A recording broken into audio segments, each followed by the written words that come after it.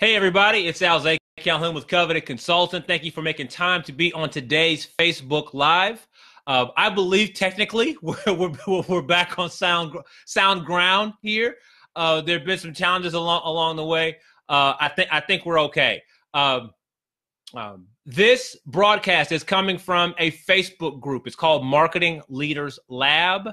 And I invite you into that group. So if you're watching this on a replay or a rebroadcast, that's where we're having this dialogue. I'm really appreciating. I'm personally enjoying what's going on with the group. Here's some basic tenets. I am excited about how you design your agency. You sell services to businesses. Those are most likely done for you services. They're most likely done for you marketing related services. And being good at marketing and running a business in marketing are two different things. And I am really over and I'm tapped out on the marketing hacks and tricks and secrets of the day. I'm less interested.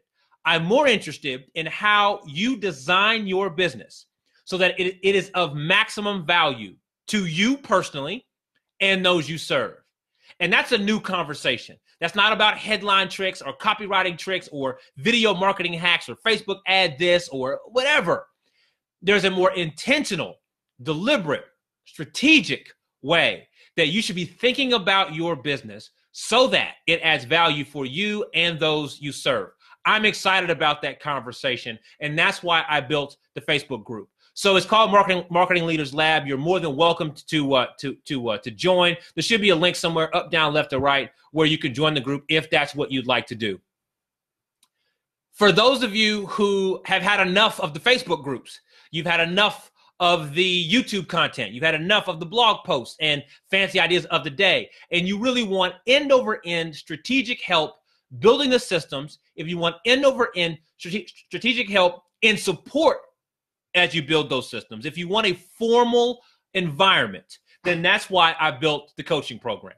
The coaching program is designed to help you put client acquisition, client service, and client retention inside your agency. Designed systems for that. So you can do client acquisition over and over. You can do client service over and over. You can do client retention over and over to stabilize your agency. That's a passion place for me, and the program is designed to help you go there and get there. So if all that sounds good, there's a link to that, because you and I need to have a conversation to be sure that this program fits your specific needs. And if it does, I welcome you. If it doesn't, I'll recommend something else. So please click that link. You may have to watch a training so you can get all the full explanation of what the program is about. Click that link, watch the training, and if it makes sense, book time for us to speak so we can actually do the work, right? If you're over the information, time to do work. Let's do the work. Okay, my folder fell here. Got to pick it up. All right. So Denise is here. Hey, Denise. Emily is here. Hey, Emily, and Camellia, who's in the group. Hey, John. Good to see you. She made a joke. She said someone needs to tag me when the video started, and that's because I've been having. Oh, she's here. Camelia's here. Hey, Camellia. I was just about to tag you as you requested, but you're here. Good to have you. All right, good people. So I got some stories to share with you. As we do these Facebook Lives, the stories are helping me articulate what I'd like to articulate. So I've kind of gotten in this rhythm of telling stories and taking lessons from those stories. Today is no different. Today we continue in that rhythm. So today I've got a few stories that highlight the idea of your conversations don't always go the way you want. Your conversations don't always go the way you want. What do you do about that? So the conversations don't all, you as a person who sells services, you talk to a lot of people. It's the nature of being in this kind of business for sure. You talk to a lot of prospective clients, a lot of conversations. And those conversations don't always unfold the way you expect them to unfold. They don't always go your way. And what do you do about that? How do you respond to that? What should you do about that? How do you think about that, et cetera, et cetera? So we've got a couple of ways to highlight that. So I want to start with this story is called Warning, unsolicited advice. Okay. So I posted this in the Facebook group, and this particular conversation or this post got a lot of interaction. Thank you, Emily, for picking that up. The first post, when I posted this, it got a lot of interaction. Here's the basic story. So a lady and I connected on LinkedIn, and we had some dialogue via LinkedIn. By the way, this entire story happened via the messaging system in LinkedIn. Okay, so there was no phone in this story. It's all via the messenger. So we connect on LinkedIn. I sent her some content, so she had an idea of kind of the services that I offer. I sent her some content, and she responded favorably to that content. She was like, "Yeah, I appreciate where you're coming from. I think I like what you're talking about." So she even expressed some interest in working together. And she said, Alze, I only have a budget of XYZ a month. That's all that I've got right now. So if what you offer costs more than that, then we got to think about doing this another time. I can't afford it right now. Really appreciate that. She's very upfront with what she can and can't do. I respect that 100%. So just in the spirit of being helpful, I asked this a lot. I asked, what specific service are you selling? So I ask her, right? And then she tells me, and she's in the marketing world, so she labeled like 4 or 5 different things that she does inside the business. And if you've seen any content from me, you kind of know where I'm coming from, because I'm going to suggest that you focus on one thing and not 4 or 5 things. So I made that suggestion. I said, warning, unsolicited advice. I think that's a lot to offer inside of one idea. You'll probably have more success if you just choose one of those ideas and drive it deep. Okay, so I made a recommendation that she didn't ask for. Okay, and let me show you. Let me read to you what her response was, because I think her wording is important. So I made my suggestion. You might want to focus on one thing and not 4 or 5. I think selling would be easier that way. She said, maybe you should check out my website first, because it's not, meaning it's not that hard. Maybe you should check out my website first because it's not. And I do. It's called Brand Strategy. But thanks. Some advice. Always ask first if people want your advice before giving it. You sound unprofessional. And if you sell through messages, like because we're in the messenger, if you sell through messages or whatever, you should at least look up what the other person does before trying to sell them. Just some advice. Just saying. Okay. So if you pick up the flow of that, kind of snarky, right? Hey, I got some advice for you. is kind of the way she responded. Okay. Here we go. Let's kind of break that down. Number 1, have you done that before? Have you offered people advice that they didn't ask for? How does that go? When you offer advice that people did not ask for, how does that go? Okay. Typically, it doesn't go well. It doesn't go well. Okay. What I found interesting in the Facebook group as we dialogued on this is, so some people who saw the thread, they saw the entire thread, and they were like, Alze, don't worry about it. Because I posted it in the group. I posted this thread, said, hey, did I make a mistake here? Because the lady I was talking to didn't take to it very well, right? Didn't take to my suggestion very well. Did I make a mistake here? So some dialogue started. Some people fell in 1 or 2 categories. Either one, Alze, you did make a mistake. You made a suggestion. You tried to couch it by saying, hey, I know you didn't ask for the recommendation. She didn't like it. Move on. Other folks were in defense of me and my approach, were I thought a bit hard on the lady I was speaking to. So there was, Alze, I can't believe she responded that way. People should respond better. You were just trying to help. Et cetera, right? So I appreciate all those sentiments. Here's the part that I care most about for you. Why this story, I believe, why it matters for you. Because you have dialogues like that too. whether it's in Messenger, in email, on the phone, or whatever. You have dialogues like that too, where you offer advice. Eventually you do. You offer a suggestion, a recommendation, a path, whatever, that the other person, for some reason, for whatever reason, they just don't really appreciate it for whatever reason. But when you hang up the phone or when you close out that browser window, you're bothered. You're triggered. You feel defensive. And so you go and you blame the other person.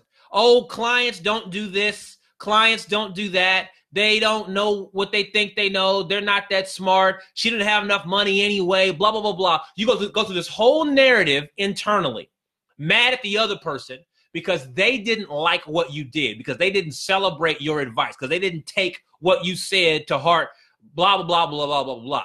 Okay. Bluntly, get over yourself.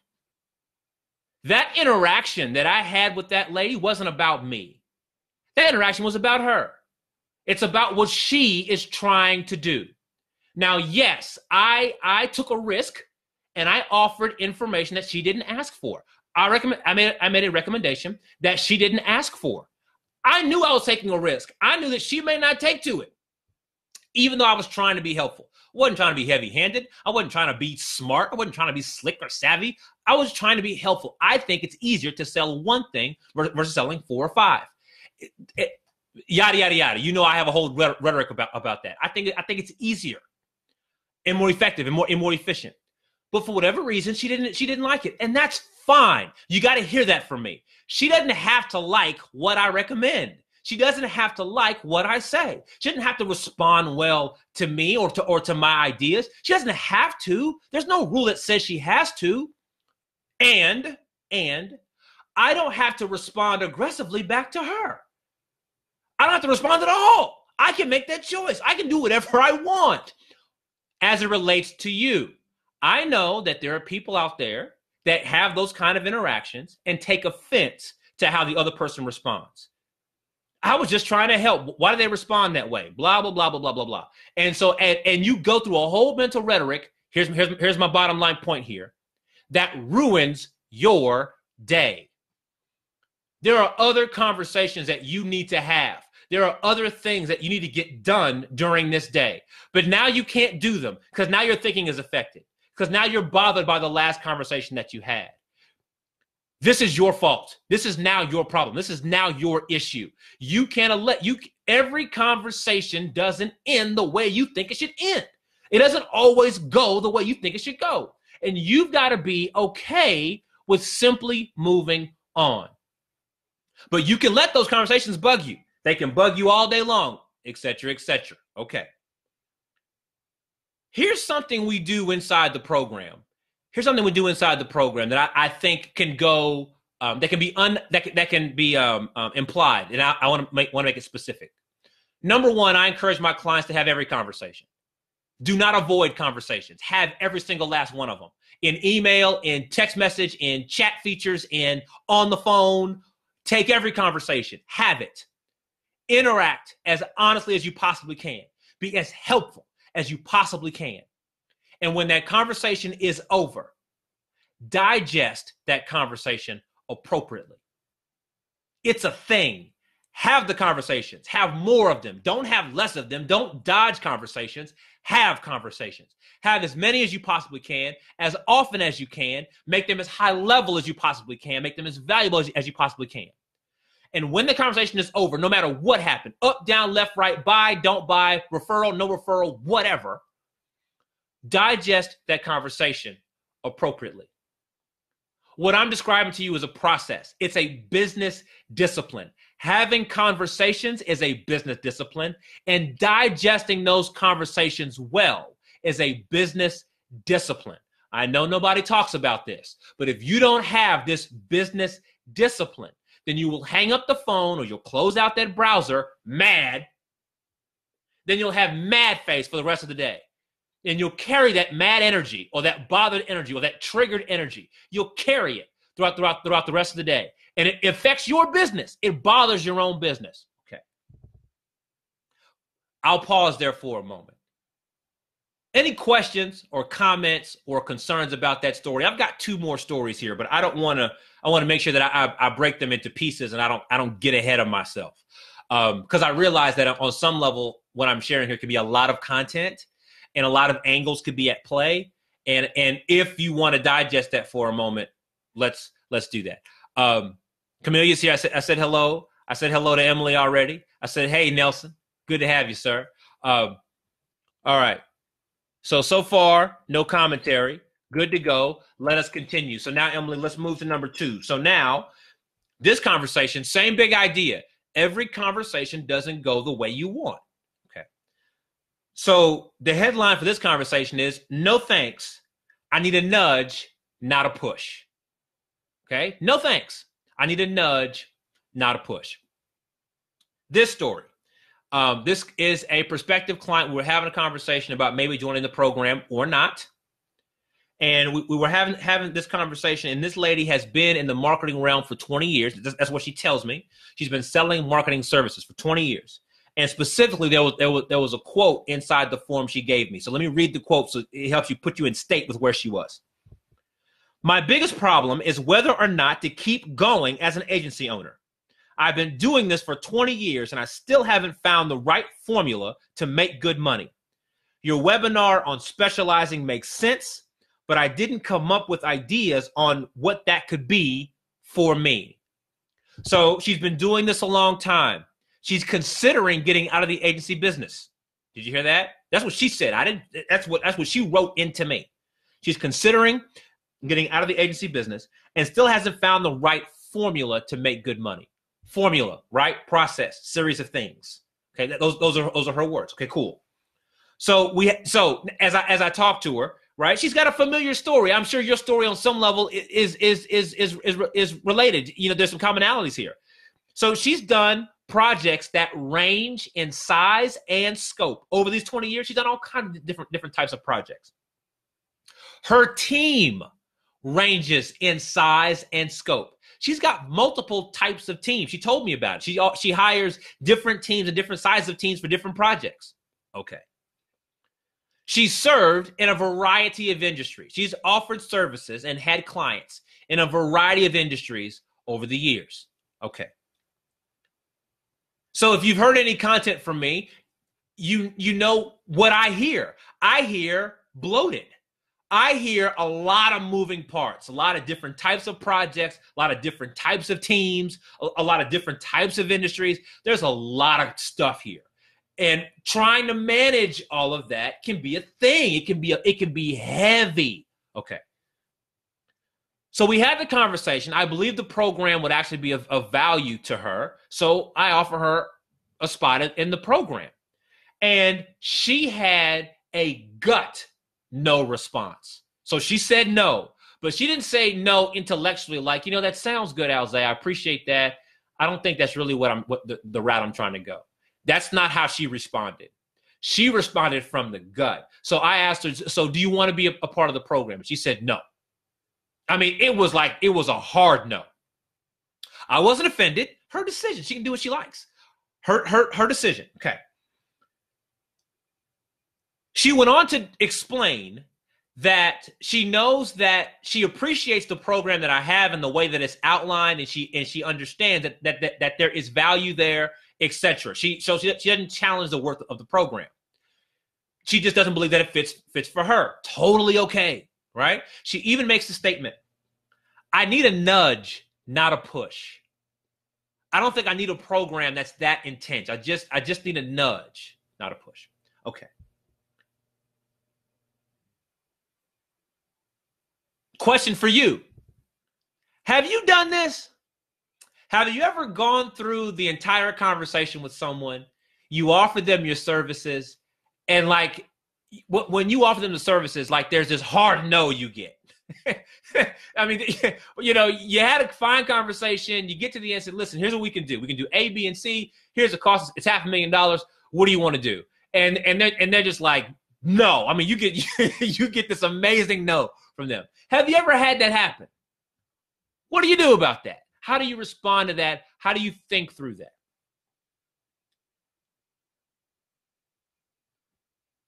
warning to you, don't let this conversation ruin your day. Sometimes no is the appropriate response. Sometimes they just don't want to do it, right? What you do is fine. There's no judgment against what you do. They just don't want to do it. They don't believe that it fits their situation. That's totally okay. All right. Don't let it ruin your day. Not every conversation ends the way you want. However, you've got to learn from every interaction, right? So the same way I learned some things from the first interaction, right? So now let's talk about the second interaction and what I learned from that. So when we hung up the phone, I was surprised. And on some level, I was a bit offended. That's how I felt, because I'm human too. I have emotions too. I'm proud of my program. I'm happy about my program. So when someone says no to my services, I'm kind of like, well, why? But it works. It does what it's supposed to do. You said you got a problem. We talked about how this can fix it. Man, you should be in the program. So when someone says no, I feel a certain way about that. I have emotions too. Okay. But then as I processed the program, as I processed our interaction, some other thoughts came, right? Because I digest my own conversations. Some other thoughts came. And here's what it boils down to. Because in her situation, she believed she needed a nudge, not a push, because her goal, what she was trying to do inside her program, wasn't a far-reaching goal.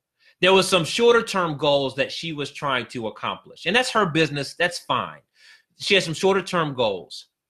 The way my program is designed intentionally is to help you build an agency that you can scale if you want. Let's talk. Yeah, let's dig into that for a minute. The people who are in my program right now, the people who I'm serving right now as part of the program, have goals beyond monetary goals for their agency. So some people start an agency and they're just trying to make $1,000 more a month, or maybe $5,000 more a month, or maybe they're trying to make $10,000, and have a six-figure agency. There's nothing wrong with that.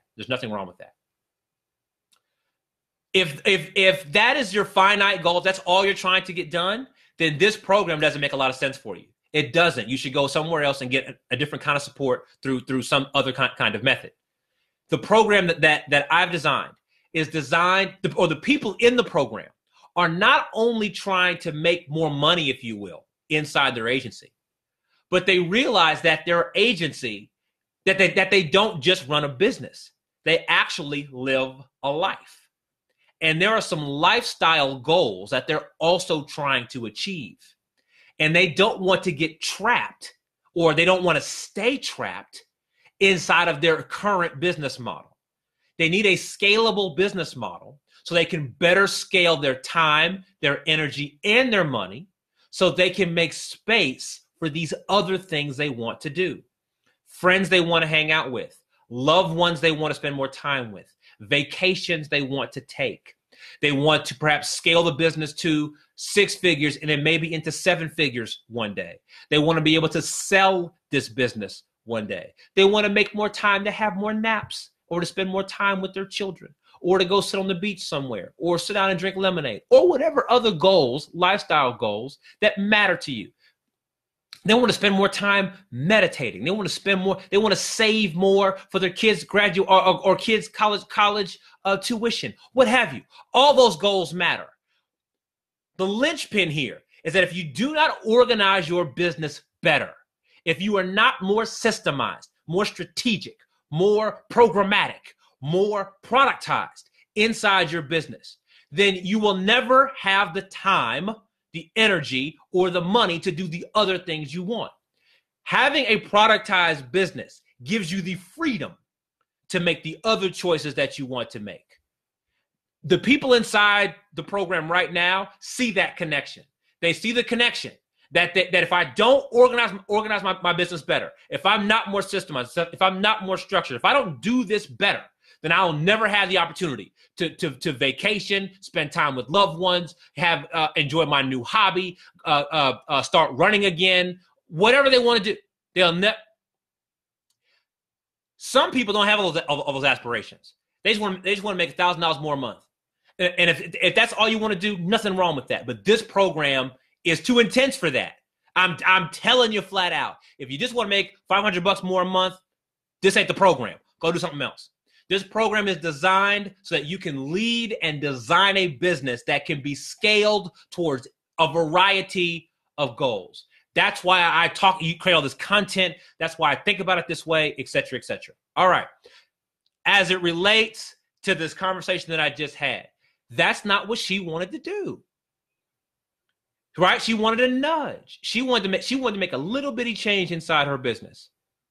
This ain't the program for that. This is a program of big changes. So you can go do big things. That's what it's about. And if you don't want to do that, I'm not mad. But that's not what she wanted to do. How does all that relate to you? Right? So what, Alze? How does all that relate to you? Two basic ideas here. Number one, you need to create the kinds of services that are polarizing the way that my service was polarizing for this lady that I'm talking about. It wasn't a matter of marketing expertise. She's got plenty of that. It wasn't a matter of experience. She's got plenty of that. But when she heard how the program was designed and when she was challenged to begin the program or not begin the program, she was like, nope, doesn't fit me. Wonderful. Then she can go do something else. I've had other conversations where people have heard the design of the program and they are, yes. As excited as she was to the no, other people have been as excited to the yes. This is the kind of program I need because I have big reaching goals that I'm trying to accomplish, and I need a program that will move me towards the big, far-reaching, aggressive goals. There you have it. Inside your own business, you need to have the same kind of polarizing services. Be more practical. Let me be even more specific. There are things that your client needs to have in advance before you guys start work. Belief sets, assets, aspirations, etc. There are things that need to already be in place so that your client can make full advantage of the services that you have. If they don't have those things, this program does not fit for them. It should exclude them intentionally.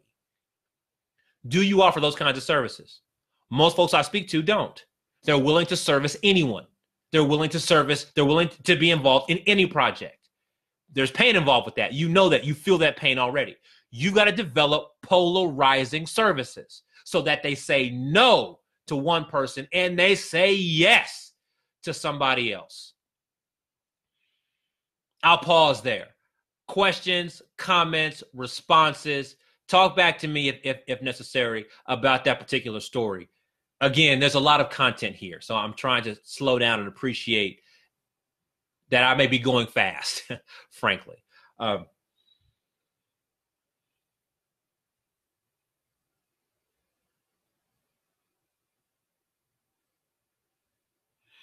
Last note here before I move on. Oh, Nelson's got a thought here. I'll come right back, Nelson. I realize that what I'm describing to you right now hits you in your belly in a certain way. Alze, I don't want to cut off my opportunities. Alze, if I build a polarizing service, then there'll be people who don't like it. Alze, I'm serving clients right now, and I don't want to disclude those services or disclude those clients. I don't want to kick those clients out of my business. I can't afford it. I might ruin my reputation, et cetera, et cetera, et cetera. I get all that. That's why the program exists, because you've got to think through this. You don't just sit down one day and develop some awesome service that's immediately polarizing in the appropriate way and the business takes off running. You got to think about this. This requires some strategy. This requires some thoughtfulness. This requires some care. That's why the program exists. So we can think through this together.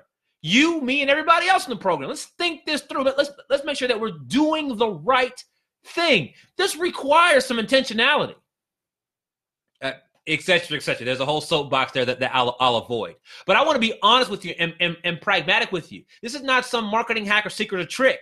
You got to think it through. And so by thinking through an intentional polarizing service, the person you talk to will respect that. Alze, I understand what you designed. Or Jane, John, Susie, Smith, Camellia, Denise, John, Nelson. I appreciate what you've designed. It's just, it doesn't fit for us.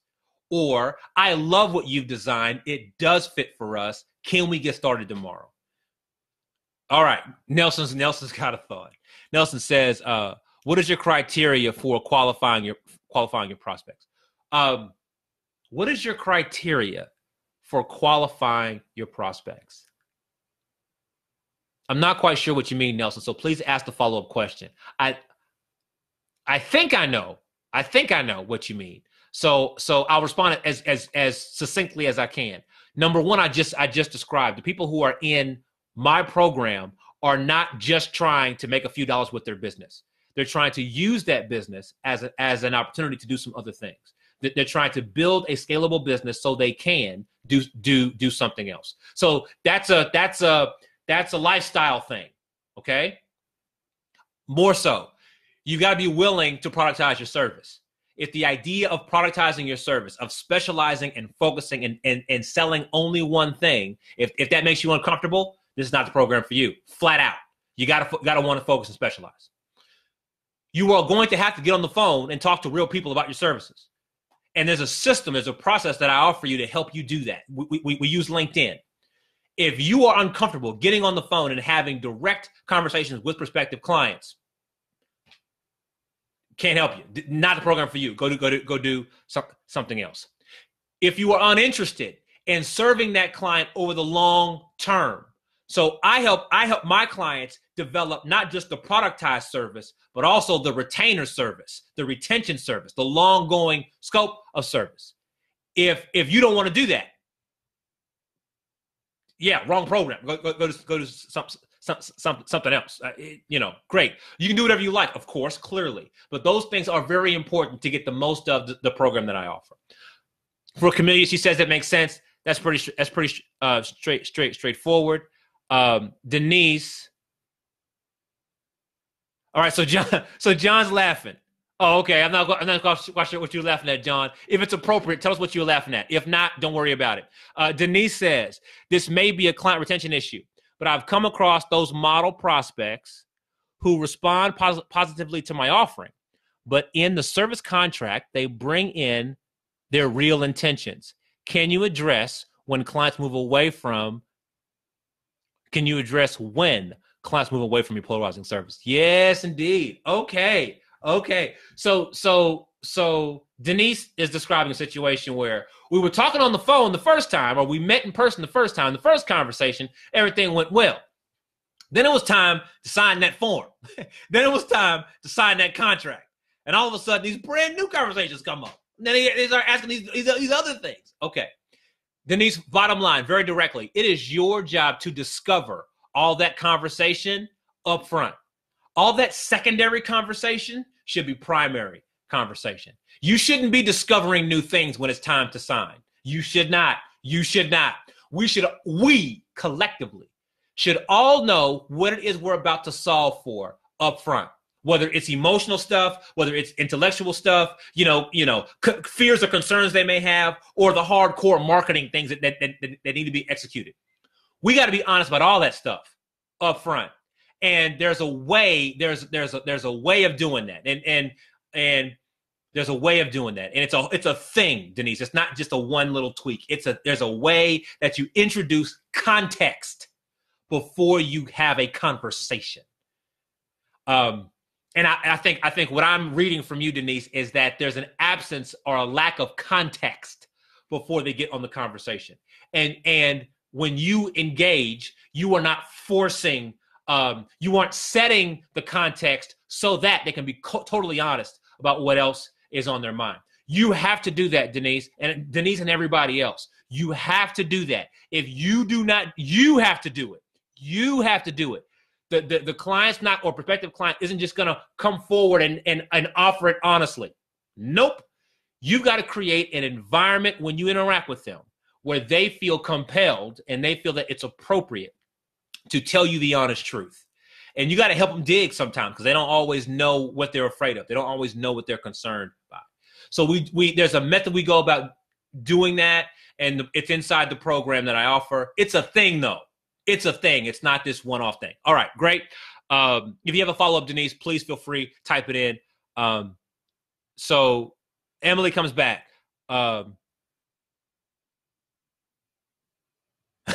So Emily was telling me that John was laughing, but I think he was trying to put forth a different emoticon. There's two that are side by side. Thank you, Emily. All right, great. Moving on. No. So I'm getting corrected now. This is Denise. No, I mean, after the contract was signed and I'm in the process of delivering as a contract is in progress. Oh, boy. So, Denise, do you mean this is good, Denise? Because this is not just for you. This is for everybody. Because other folks make these same mistakes, too. They're not as forthcoming. I mean, no, Denise says, no, after the contract was signed and I'm in the process of delivering. Yeah, right. So Camille's calling out scope creep. Right. Oh, okay. Right. Got it. It is scope creep. Thank you, Denise. We got here. Scope creep. Yeah, we don't do scope creep, y'all.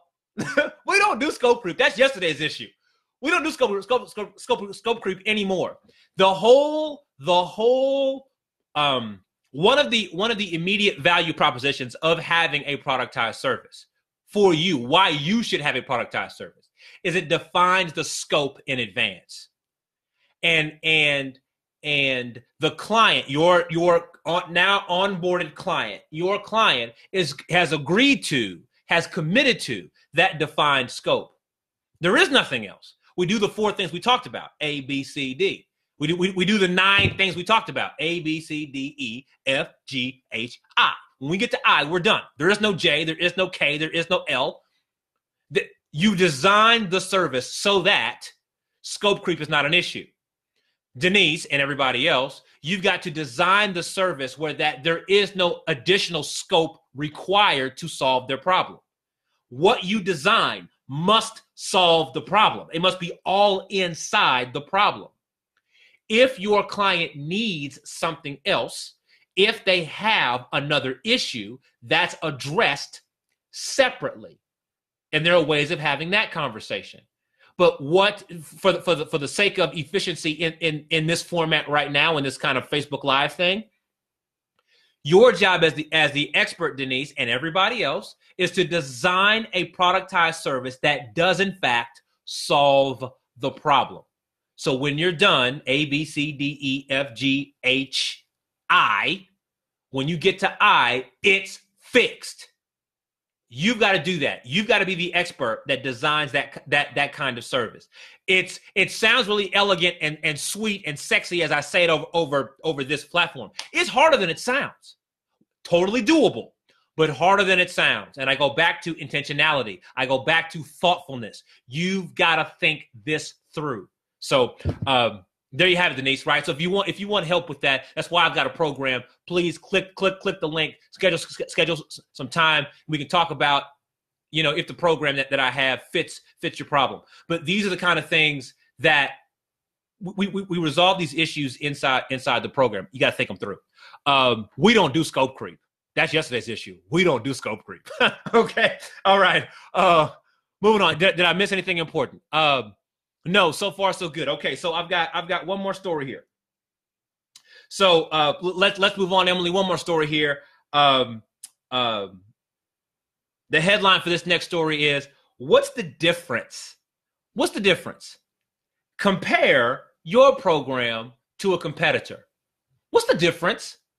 Compare your program to a competitor. Compare your service to a competitor. So here's that story. Lady and I were having a conversation about becoming a client, right? At the moment, she was a potential client. And we had the whole conversation the way we're supposed to. We had a fine conversation. And one of the things for her is during that interaction, she realized that there were more challenges. She had more problems than she thought. She got on the phone and she said, Jose, my real challenge is X. And then as we dialogued some more, I said, well, if you do X, what happens with Y and Z? Like, do those go with that? Are those different or what? And so as we talked about that, she's like, you know what? I think I got problems with X, Y, and Z. I think I got it's a bit more dynamic. All right, great. So furthermore, she was describing what her alternatives were. So she was saying, I'm considering the program you're talking about, Jose, plus I'm considering going with this option, that option, or that option, right? Okay, cool. I'm not offended. Of course you have choices. do whatever makes sense to you, right? Okay. So I thought it made sense for her to join my program, and we explained the program and made the offer. So, hey, listen, we can do, do you want to move forward with the program? And in her world, there are some other obligations that she has that are personal to her. She's got to figure out if she wants to do this or this and that. Things in her situation, right? All her stuff, that's totally fine. It's totally fine. She's got to make her own choice. But as we're closing out the dialogue, she says, but I was like, what's the difference between your program and this other program? Like, and she was asking that bottom line question, right? She's asking the hardcore question. What's the difference between what you offer, what the other folks offer? Here was my response. I said, here we go. I said, seen. Go see. Go see. If you want to know the difference between what I offer and the other folks, if you think that their service will solve your problem, go join their program. Go see. Seen. I make that point to you because I want to make it very clear that is how I responded to her. So I'm not trying to paraphrase or sound super smart now that I'm off the phone and in a video and I can tell the story any way I want. That is how I responded to her. That with that level of intensity, with those set of words, that's how I responded to her. And in this particular situation, we were on a video call, so I could see her face. You should have seen her face when I responded that way. Let's start here. Have you gone through this? Have you gone through the whole conversation? You get to the end of that conversation, and then they ask you about the other guy's stuff. Then they ask you about how to do the other thing. You went through a whole conversation. We can solve the problem. We can help. Blah, blah, blah, blah, blah, blah, blah. Then you get to the end, and doggone it, if they don't ask you about somebody else's material, somebody else's program, somebody else's service. Has it ever happened to you? It's happened to me. It just happened to me. It's a real thing. Okay. Don't let this conversation ruin your day. It happens. It's a natural part of the other person is trying to make a decision. In their mind, they're trying to compare, and they've asked you the question, right? Don't panic, trip out, and get mad at them, right? You can't be mad at the client for being a client, right? Don't get mad at them. All right. However, you learn from every interaction. Why did I respond the way I responded? Why did I respond so directly? Why did I do that? Am I trying to be rude? Am I trying to be a smart ass? Like, why do I respond that way? My job as the business coach, that's the role that I play. My job is the advisor. And you're probably not a business coach, but you are an advisor. And your job is to help that client or prospective client make a decision, either with you or with them, to get their problem solved. You are aligned to their problem. You are not aligned to your sale. You are aligned to their problem. Therefore, if they believe that they can get their problem solved over there, then encourage them to go over there. You're done. Your work here is done. You can hang up the call and they can go get their problem solved. What happens, what people do sometimes is they ask questions for their own intellectual curiosity. And so they ask you the question, will you compare, this to that? Because they just kind of want to see. It's kind of fun to know. Go figure it out. It's your problem. Go figure it out. But I know that you're interacting with me about this program because you believe your problem can be solved here. In fact, we've already had the full dialogue that proves that you have this problem and this service will solve for it. We already know that. So the decision now is, do you want it solved or not? That's the current decision. If you're unclear about that, then go someplace else. I am aligned to your problem. Solve it the best way you know how. Solve it and move on. Right? Okay.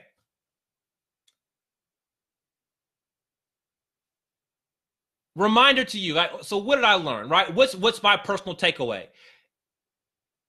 I got to be reminded that she didn't know how to solve her own problem. Because even after us talking through everything, she was still thinking through other choices. she didn't really know how to solve her own problem. She didn't see it as a technical, tactical roadmap. She was still kind of thinking through choices, and that's totally okay.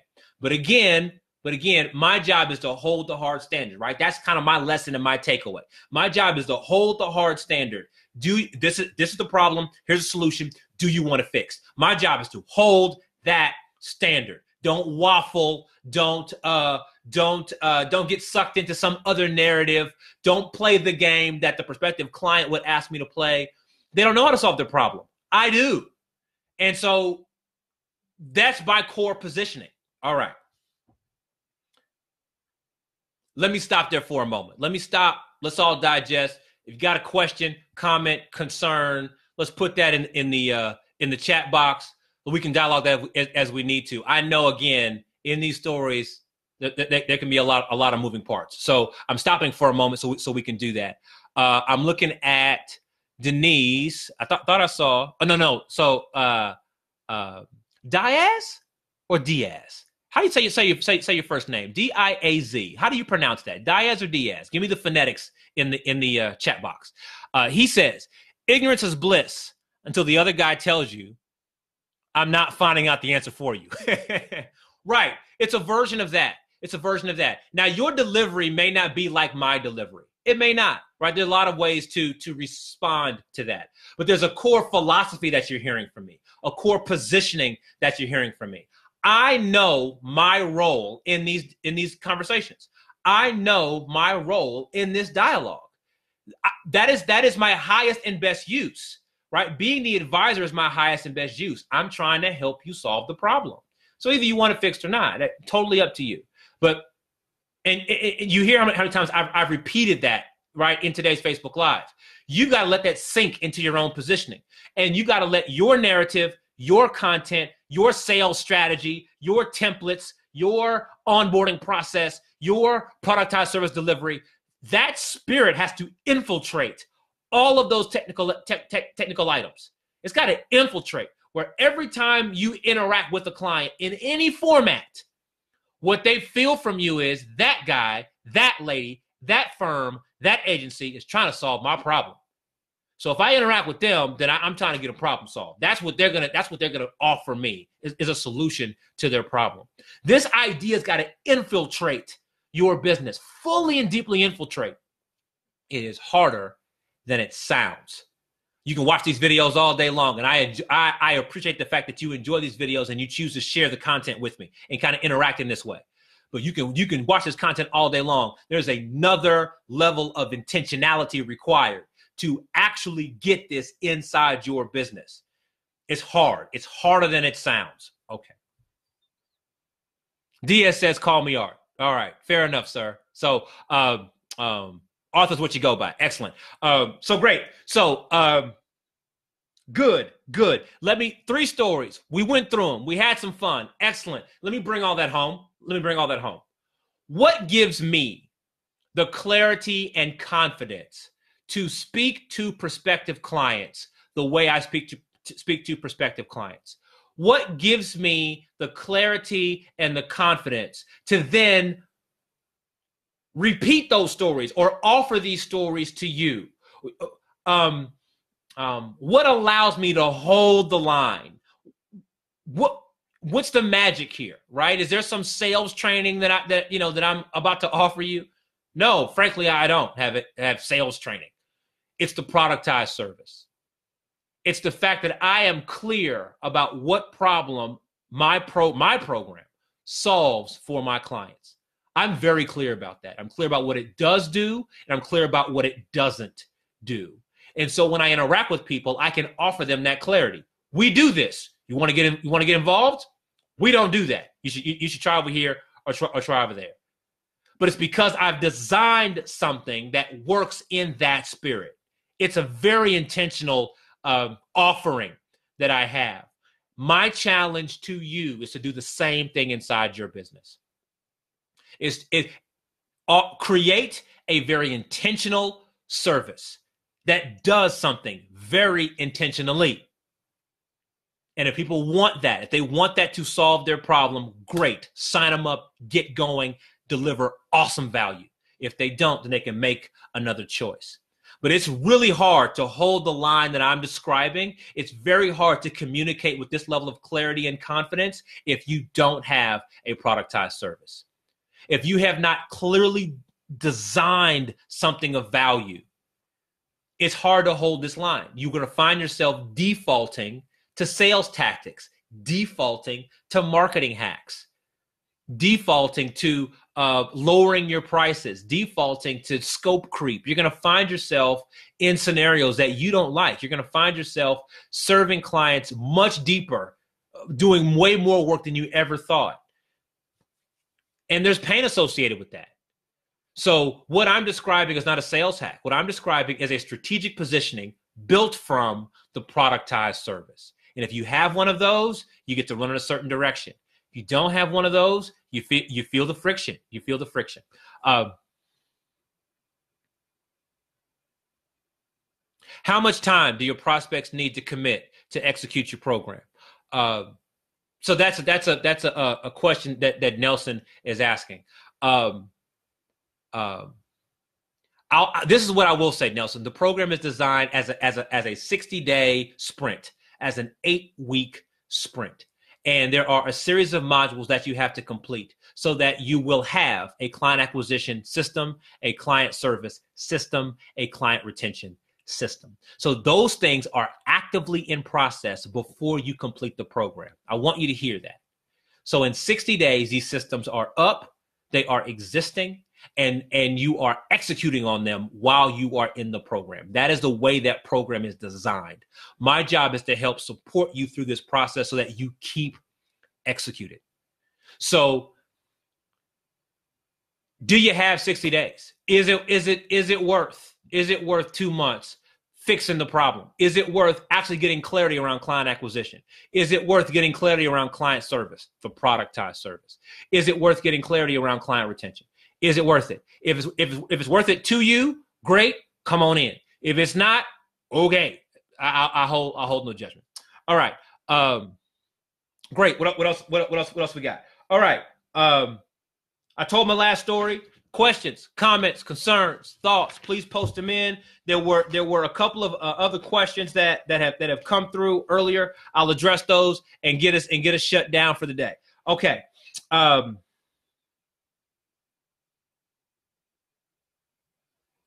So John asked the question, basically, how do I do market research to know that I'm solving a legitimate problem for my prospective clients? That was his basic question. It was posted in the group a little earlier. So John said, listen, I've got access to niche publications. I've got access to online forums. I know those are great information sources, et cetera. So let's not make this hard. If you know what to do, do it. I say it to you, John. I say it to anybody else who's watching. If you know what to do it. Do it. If you know what to do it. So there are a lot of ways of getting market research, of doing market research. Use the method that you know about. Do it. If you already know about niche publications, subscribe to one. Do it. If you already know what the online forums are, get registered for one. Do it. Go interact. Done. Okay? Secondly to that, you sell marketing services. I know I've talked to John, so I know the business that he's in. You sell marketing services. A lot of companies need help with marketing. You know that. We know that. There are a lot of companies out here that are struggling with marketing, and they're struggling in a lot of different ways. Frankly, you don't have to do a lot of market research to know what the basic problems are. You don't have to. The question is, and this is what was offered to you in that thread. You were offered the strategy of doing informational interviews. In other words, get a prospective client on the phone, describe what you're talking about offering, and use that to help shape the service that you are creating. The question is will you get somebody on the phone? That becomes the question. Is you done your research, you got your marketing service, great, good for you. Will you get another human being on the phone and talk to them honestly about the problem that's affecting them? Will you do that? Do you know how to do that? Do you know how to get them on the phone? Do you know how to have the right conversation so you can make smart decisions about how to design your service? See, now we're talking strategy now. Now we're not just talking about which publication do I log into, which forum do I log into. Now we're talking about how that data converts to a conversation, converts to intelligence that designs a service. It just got strategic now. That's why the program exists. Now, if the program doesn't make sense for you, that's fine. But that's why the program exists, is because these things are connected. But if you know what to do, do it. If you know what to do, please do it. Do it with zeal. Do it with passion. Do it with intention and intensity. Do it. Get somebody on the phone. Try to help them move on. But you don't need more information. You got enough. All right. Moving on. Could y'all ask the question? This is someone who is new in the group. She asked the question and she said, I'm planning to build a digital marketing agency. I'm thinking to outsource all the services so I can focus on getting clients. So I'll outsource the fulfillment. I will focus on getting clients. I'm a total newbie to digital marketing. Has anyone taken this route? Pros and cons, thoughts or suggestions?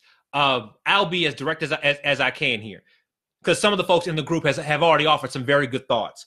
One person said that it's harder than it sounds to design this agency. Yep, that's totally true. Another person said another person referred her to the YouTube content I've already created. Yep, there's a lot of it there that talks about how hard it is to shape the agency, what's required to do so, etc. Got plenty of content. Go use that as a resource. Someone else said, outsourcing can be very frustrating. Yep, there are a lot of people out here that talk about being able to do marketing and fulfill marketing and don't know up from down. They're clueless. That's why your services can be of so much value, because you're so much better than the other folks who are out here guessing their way through it. But outsourcing, the task of outsourcing, is more difficult than it sounds. Now, Kajal admits that she's a novice to digital marketing. And I'm saying to her directly, being a novice cuts both ways. The disadvantage of being a novice is that you don't know a lot about marketing. So there's a whole lot of stuff inside of marketing, and it grows every single day. And it can be a lot to get your head around if you're new to this discipline of marketing. Got it. But here's where there's an advantage to you not knowing a lot about marketing. You don't have to know a lot to offer value to a potential client. You don't have to know a lot. And many of the folks that are in this group and that share in this content and have seen content or whatever are too smart for their own good.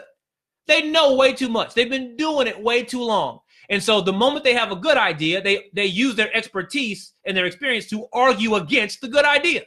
There's an opportunity right in front of them, and they argue against it because blah and blah and blah. So as a novice, you don't know all that. You don't have these limiting beliefs. You don't have this knowledge base floating around in your head so it argues with you. Frankly, in some ways, you're flat out more efficient. I'm telling you that there are very simple things that you probably already know how to do. Some very simple things that you already know how to do that could be of immense value to the clients you serve. If you will just focus on what you know how to do, you can productize that offering and use it to solve a problem for your clients. That is very simple things. For example, quickly, you can just create one piece of content. If you know how to create content, just one piece of really good content, one good 5 to 7 minute video, one good 2,000 word blog post, one good ebook, one good webinar. If you know how to create one good piece of content, how many different ways can that one good piece of content be used and reused, purposed and repurposed to be of value to a business? Now, for Kajal, if you know how to do that, that's what you should do. If you don't know how to do that, do not do that. You don't know how to do that. But I'm just trying to make the point that you just can offer one thing, and that one thing can be of immense value if you know what to do with it. I'll fast forward. I'll speed up here. You do only what you know how to do. It can be very, very simple. You have to make sure as the agency, you install that delivery inside the business. You can't just do it and walk away. I made your thing. Here it is. Bye. You've got to install it, put it in the right place so that when you walk away, it's exactly where it's supposed to be. A, B, C, D, what you made, E, F, G. You've got to install it in the business. Third is that what you create must improve a business metric. It's got to solve a problem. What you create must solve a problem. And if you don't know what that problem is, then what you make is useless. That's the part you got to get clear about, Kajal. And anybody else. You got to get clear about what problem am I actually solving. Can I use the knowledge that I have to solve a problem? And that's the part you've got to get more familiar with. Here's what I would say. Last thing about that: whatever you come up with, whatever lands for you, whatever makes the most sense for you, you should do it yourself first. You should deliver it yourself first. You should sell it and deliver it yourself first. I don't care how much you charge for it. Doesn't matter. $10, $100, $1,000. I don't care. Sell it, deliver it yourself. Then once you understand it, now you can productize it. And once you've productized it, now you can hire people to fulfill it. Now you can outsource it. I recommend pragmatically you do it in that order. You do it first, then productize it, and then outsource it. Now, if you want help with that, we can talk about if my program will help you. I don't know what you do or don't know. I'm not quite sure where you are in that string. But if you want help, we can talk about it and see if my program will help accelerate this path. But that's the most intelligent way I know about starting from scratch, if you are, in fact, starting from scratch. Okay, do I have anything else? Art asked, is by the way, any other questions or comments? I've done my stories for the day. I'm answering what I know to be left. I know we've gone past an hour here. I'm finishing up. Okay, so Art asked, is productization a scalable methodology? For example, for instance, if a client presents an opportunity in our process of delivering, can we scale? Great. Okay, I got it. All right. So in other words, Art is asking, basically, can you scale productizing? If you're doing your service and the client offers another opportunity to do other kinds of work, what do you do about that? Like, are you stuck or limited to this idea of productizing? All right, great. Short thoughts here. First thought is productizing helps you get the first client. Productizing helps you solidify the first opportunity. So sometimes people are kind of thinking about, well, can I scale? Can I sell $1 million worth of this project? Can you sell 100,000? Like, I mean, can we get to the first block before we try to think in these, world changing blocks? But okay, to Art's specific ask, productizing, while you are solving the first problem, it is very likely that your potential client will bring up a second problem. And that becomes a second service. That becomes something else. The way I like to frame that is solve their problem, become their partner. So what you do with the productized service is you solve the initial problem. You solve it, you fix it, you resolve for it. Now you can talk about becoming their ongoing partner. Now that becomes the big, fancy, expensive retainer arrangement where the two of you work on taking over the world, right? Solve the problem and then become their partner. So while you're working on solving that problem in the productized fashion, when the client asks about, well, what about this other thing or this other issue? Then you tell them that's part of our partnership opportunity. I'd love to discuss that with you after we fix this. But what's really important and what I'm pointing to here is this spirit of solving the problem has to infiltrate your business. You've got to be focused enough to solve this problem right now. Don't let your client bring in something else that can confuse the issue.